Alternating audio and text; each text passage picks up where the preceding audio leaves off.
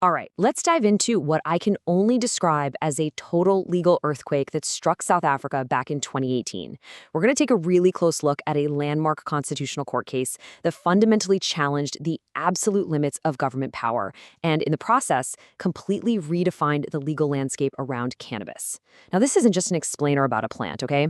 It's actually a profound look at human rights, personal freedom, and that exact specific point where state authority is basically forced to stop right at your front door. So think about this for a second. What you do in your own home, that's nobody's business, right? Or is it? It's a pretty provocative thought, isn't it? I mean, we all have this baseline expectation of privacy when we close our doors at night.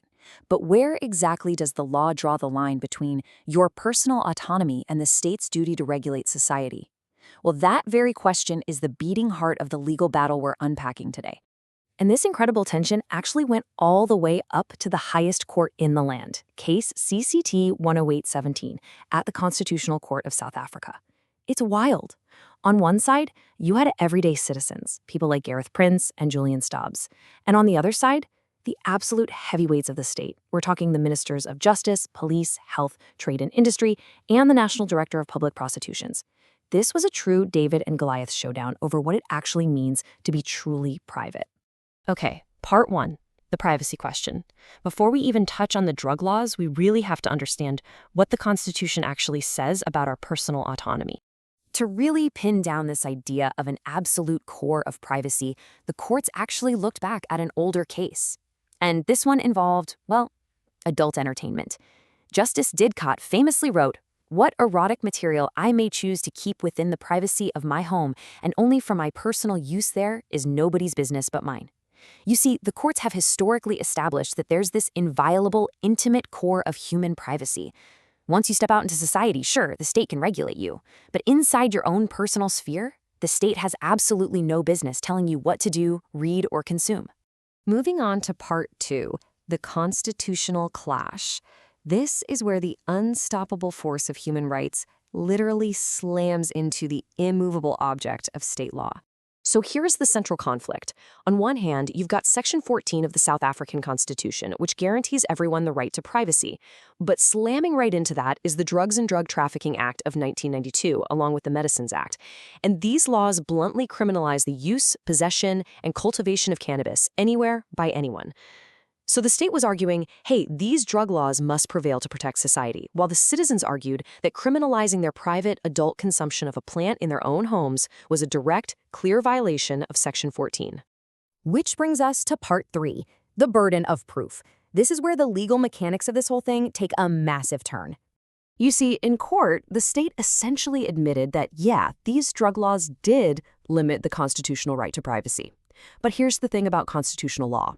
A right can actually be limited if it's for a good enough reason. Because the state admitted to the violation, the burden of proof shifted entirely onto them to justify why invading your privacy was absolutely necessary. To see if the state could actually pull this off, the Constitutional Court used what's known as the Section 36 test. It's essentially a rigorous constitutional checklist. Step 1. Does the law violate a right? Yes, we established that. Step 2. Is there legitimate government purpose? The court agreed that fighting drug abuse is definitely a legitimate goal. But Step 3 is the killer. Are there less restrictive means to achieve it?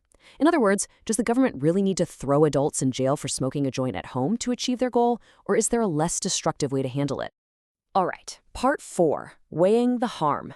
To answer that crucial less restrictive means question, the court needed cold, hard evidence. Just think about the glaring inconsistencies and how different substances are treated. The court dug into data from the World Health Organization, and that data clearly showed that alcohol actually causes the absolute highest level of individual and societal harm. Yet it's perfectly legal, it's heavily regulated, and it's culturally accepted. Cannabis, on the other hand, while definitely not harmless, causes significantly less severe harm than alcohol. Yet the state chose to strictly criminalize it. This massive contradiction made it incredibly difficult for the state to stand there and argue that heavy-handed criminalization was the only rational approach. And honestly, if the WHO data wasn't enough, there was this absolutely stunning admission from South Africa's own Central Drug Authority. Back in 2016, they flat out stated, there are few data to indicate that supply reduction via criminalization is effective. The immediate focus should therefore be decriminalization. I mean, when the government's own drug authority is telling you that throwing people in prison just isn't working and that decriminalization is the better path, the state's legal argument for keeping those harsh penalties completely falls apart. So the court effectively used all this evidence to completely debunk decades of myths. I mean, they found absolutely zero proof that cannabis causes violent or criminal behavior. They acknowledged that harm is dose-related, right? So consuming small amounts in private is really unlikely to pose a significant risk. The judges actually called the criminal law a blunt instrument that was completely disproportionate to the actual harm. They concluded that harm reduction, education, and diversion programs are just way better ways to deal with public health than literally locking up citizens. The state definitively failed the Section 36 test. And that leads us to Part 5, the final verdict. Acting Chief Justice Zondo delivered the unanimous decision of the Constitutional Court. Now, the absolute most crucial point here is understanding exactly what the court legalized, or honestly, more accurately, decriminalized, because they laid down three very, very strict legal boundaries. First, this applies to adults only. Minors are not protected, period. Second, it must be in private or a private place. We're talking like your home or a private garden, definitely not out on the street. And third, it is strictly for personal consumption and cultivation. If you meet those three criteria, you are fully protected by your constitutional right to privacy.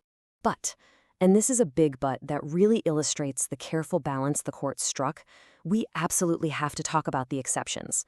Buying, selling, dealing, providing to minors, and using it in public, those are still completely illegal. The court was incredibly clear about this. They were protecting personal privacy. They were absolutely not creating a regulated commercial market. The purchase and trade of cannabis remain serious criminal offenses under the Drugs Act.